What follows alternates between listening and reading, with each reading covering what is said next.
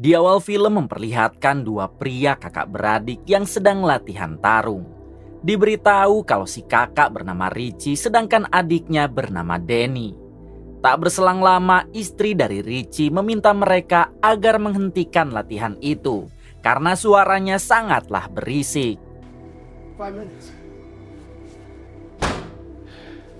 Wow, she really hates you. Setelah itu Richie mendatangi istrinya yang sedang di dapur sementara Danny duduk di meja makan dengan putra Richie atau keponakan Danny. Di sini Richie meminta izin kepada istrinya karena sepertinya Danny akan tinggal di sana untuk beberapa hari ke depan. Awalnya si istri tidak memberi izin karena ia tahu betul kalau Danny adik iparnya orang bermasalah. Tapi Richie terus memohon mengingat Danny sudah tidak mempunyai siapa-siapa lagi selain mereka. Alhasil si istri memberi izin tapi hanya untuk 3 hari saja. Oh, don't worry, I won't. Oh my God.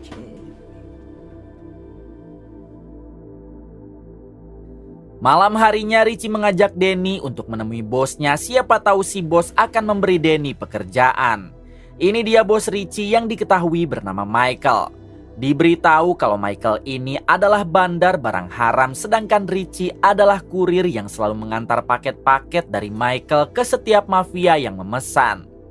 Selain itu Richie dan Danny juga merupakan mantan anggota gangster brutal, jadi untuk baku hantam dan tembak-tembakan mereka sudah sangat biasa. Di pertemuannya kali ini Richie memohon agar Michael memberi Danny adiknya pekerjaan mengingat ia sudah lama menganggur. Michael menjawab kalau karyawannya sudah penuh. Tapi khusus untuk malam ini Michael akan memberi Richie pekerjaan bersama dengan Danny. Pekerjaannya adalah mengantar 1 tas uang dan barang haram kepada kelompok mafia yang dipimpin oleh seorang pria bernama Pizarro. Dengan senang hati Richie setuju lalu ia pergi untuk memulai menjalankan pekerjaannya bersama dengan Danny.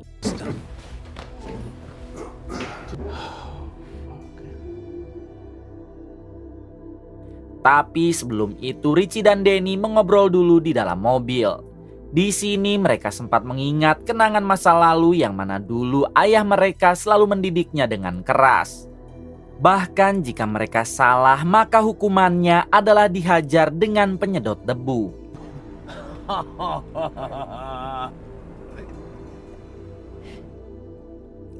Setelah itu Richie berpindah ke mode serius lalu ia pun meminta Danny agar jangan berbuat ulah saat transaksi nanti dengan kelompok Pizarro sang bos mafia.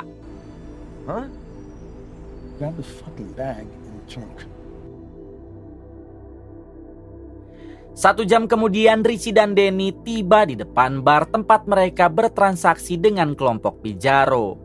Di sini Richie memerintah Danny agar membawa tas berisi uang dan barang haramnya lalu mereka pun masuk ke dalam.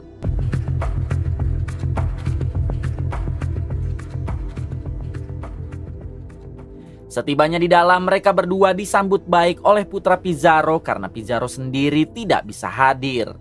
Sebelum bertransaksi mereka pun mengobrol dulu dan awalnya semua baik-baik saja. Namun seketika suasana menjadi tegang saat putra Pizarro meledek penampilan Danny dan ditertawakan oleh para anak buahnya. Hal tersebut membuat Danny tidak terima lalu balik mengejek putra Pizarro. Alhasil terjadilah adu cekcok di antara mereka sampai di mana Danny lepas kontrol lalu menembak putra Pizarro.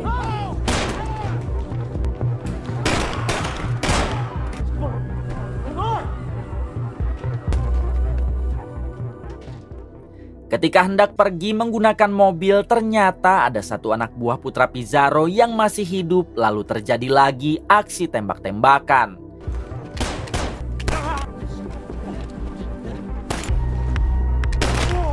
Dalam insiden ini, Richie berhasil menghabisi orang tersebut, tapi Danny malah berlari kabur sambil membawa tas berisi uang dan barang haramnya. Dengan cepat, Richie segera mengejar Danny menggunakan mobil. Selang beberapa saat Danny ketahuan oleh para anak buah Pizarro yang lain lalu mereka pun mengejarnya.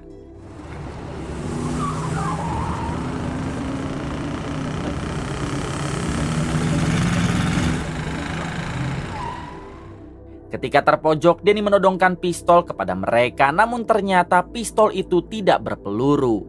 Alhasil Danny harus dikeroyok oleh 3 anak buah Pizarro tersebut. Tak lama untung saja Richie keburu datang lalu segera membantu Danny, adiknya. It is what it is, brother.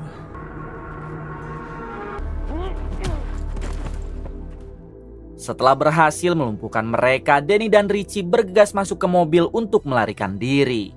Tapi sialnya mobil itu harus kehabisan bahan bakar. Jadi mau tidak mau Danny dan Richie harus melanjutkan perjalanannya dengan berlari.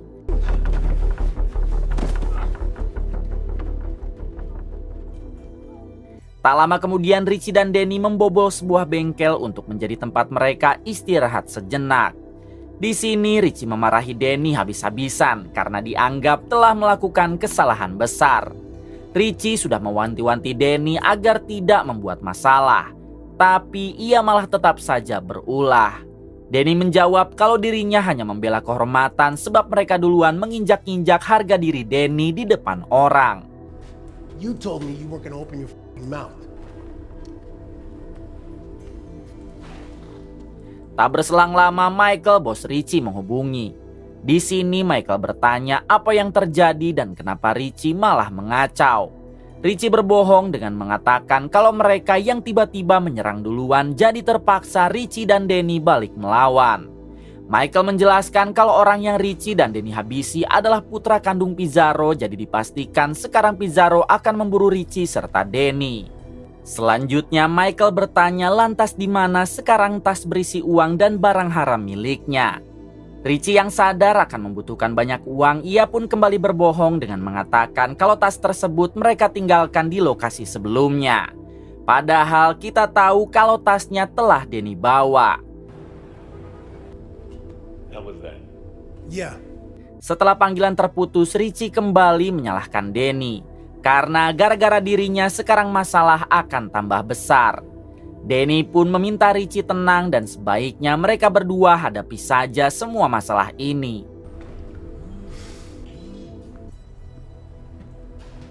Tak lama Michael kembali menghubungi lalu mengatakan kalau sekarang Pizarro sang bos mafia sudah mengerahkan semua anak buahnya untuk memburu Richie dan Danny. Sebaiknya Richie katakan di mana sekarang lokasinya, karena hanya dialah yang dapat melindungi mereka. Akan tetapi di sini Richie tidak mau memberitahukan lokasinya, sebab ia takut kalau Michael malah bekerja sama dengan Pizarro untuk memburunya.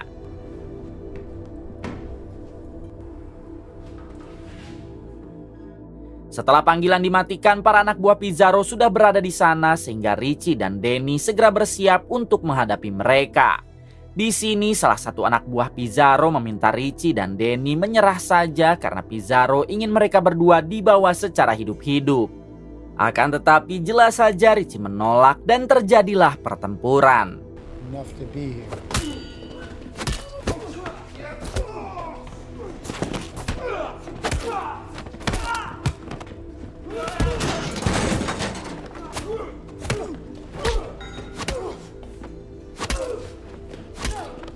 Richie dan Danny yang memang sudah sangat terbiasa dengan baku hantam, mereka pun dapat melumpuhkan para anak buah Pizarro yang ada di sana.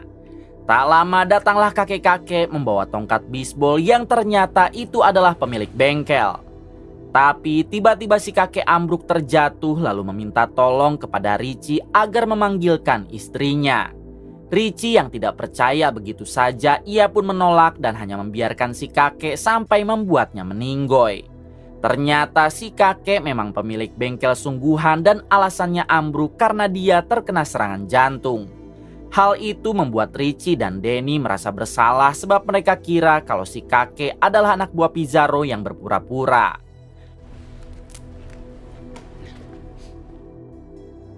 Adegan berpindah kepada istri Richie yang sedang berada di rumah. Tak lama ia mendengar suara ketukan pintu dan saat dibuka ternyata itu adalah Michael, bosnya Richie.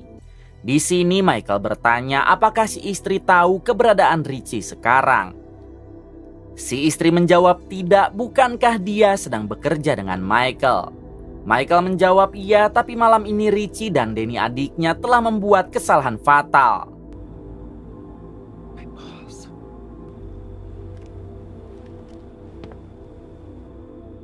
Setelah Michael pergi, si istri langsung menghubungi Richie untuk bertanya apa yang terjadi sampai Michael mencarinya ke rumah. Richie berusaha menenangkan istrinya dengan mengatakan tidak terjadi apa-apa dan sebaiknya si istri tidur karena hari sudah larut malam. Richie berjanji akan segera pulang dengan Danny setelah semua pekerjaannya selesai. Sebelum panggilan ditutup, si istri mengingatkan Richie agar tidak macam-macam, karena hidup mereka bisa hancur jika Richie melakukan sedikit masalah saja dengan Michael, apalagi dengan Pizarro, sang bos mafia.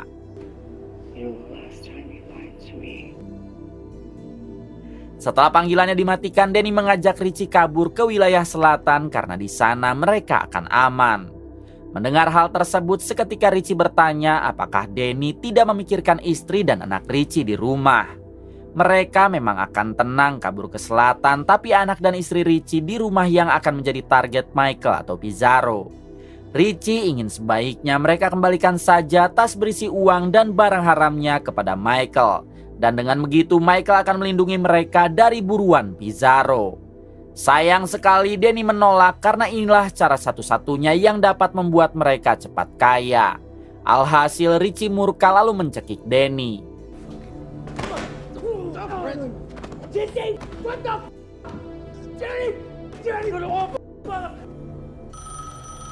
Di tengah keributan itu terdengar suara telepon rumah yang ada di bengkel tersebut.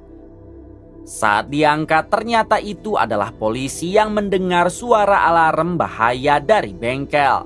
Richie berpura-pura jadi si kakek pemilik bengkel, lalu ia pun meminta maaf karena alarm itu tak sengaja terpijit olehnya. Beruntung polisi tersebut percaya lalu mematikan panggilannya.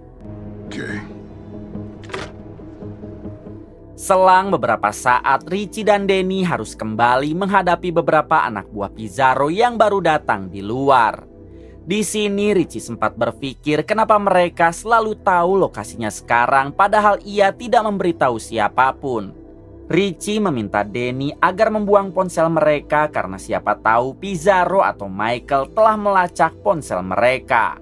Selanjutnya Richie serta Danny sempat mengingat kejadian di masa lalu, yang mana ayah mereka dahulu sering menduelkan Richie dan Danny.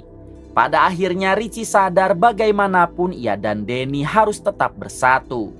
Di waktu yang sama para anak buah Pizarro mulai masuk ke dalam dan terjadilah pertempuran.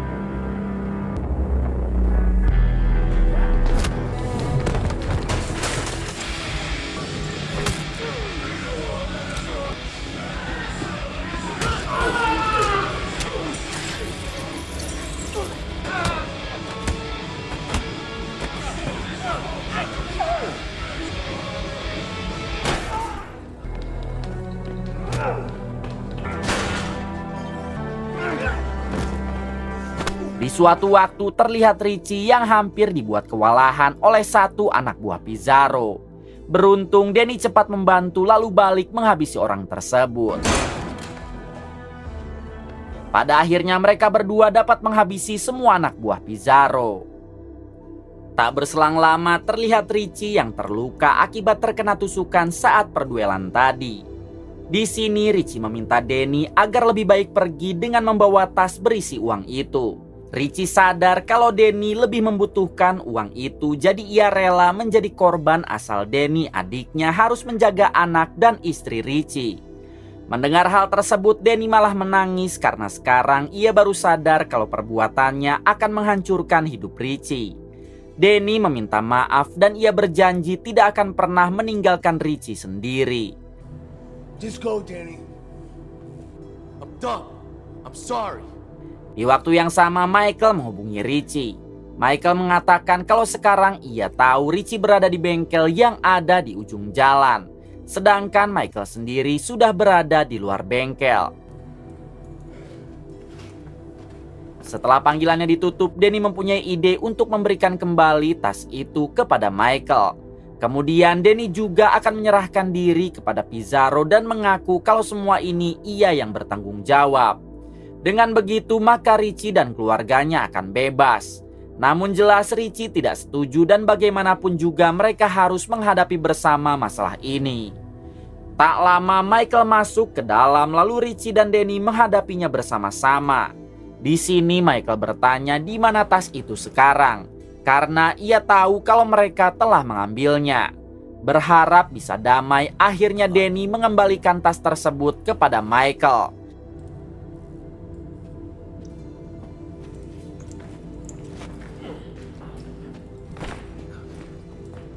Kemudian Danny mengatakan kalau semua ini adalah salahnya.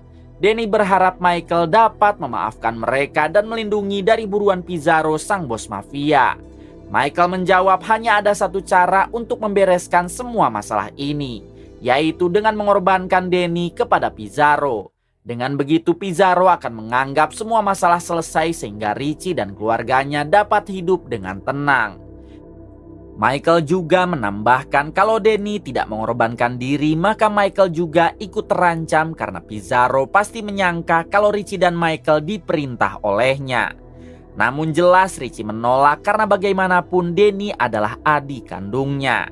Richie tak peduli jika Michael tidak bisa melindungi, karena mereka sanggup menghadapi seluruh anak buah Pizarro yang lain meski hanya berdua. Tapi Michael tetap saja ingin menyerahkan Danny kepada Pizarro agar dirinya pribadi bisa hidup dengan tenang. Alhasil Richie emosi lalu terjadi aksi tembak-tembakan. Alright, just turn your head. Dalam insiden ini Richie dan Danny berhasil dibuat sekarat, sementara Michael masih bisa bangkit meskipun sempat terkena tembakan. Akan tetapi saat Michael hendak pergi keluar, tiba-tiba ternyata tembakan itu dari Danny yang masih bisa bangkit. Kemudian Danny menghampiri Richie, kakaknya yang terluka sangat parah. Di sini Richie berpesan agar Danny selalu menjaga anak dan istrinya, jangan sampai dia kawin lagi. Setelah itu Richie harus menghembuskan nafas terakhir karena terlalu banyak mengeluarkan cairan merah. Danny hanya bisa menangis sejadi-jadinya karena semua ini adalah ulahnya.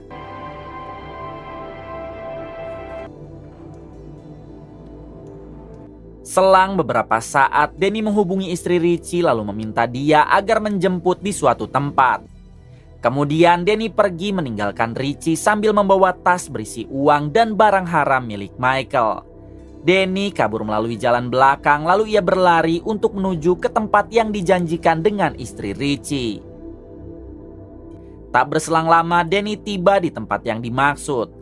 Lalu ia pun segera menaiki mobil istri Richie yang sudah duluan tiba di sana. Danny hanya bisa menangis sambil menjelaskan kalau Richie telah gugur.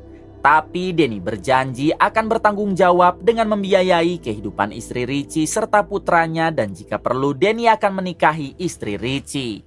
Tamat. Terima kasih buat kalian semua yang telah menonton hingga akhir. Semoga kalian semua diberikan kesehatan dan rezeki yang berlimpah. Salam untuk semuanya dari Hampura Film.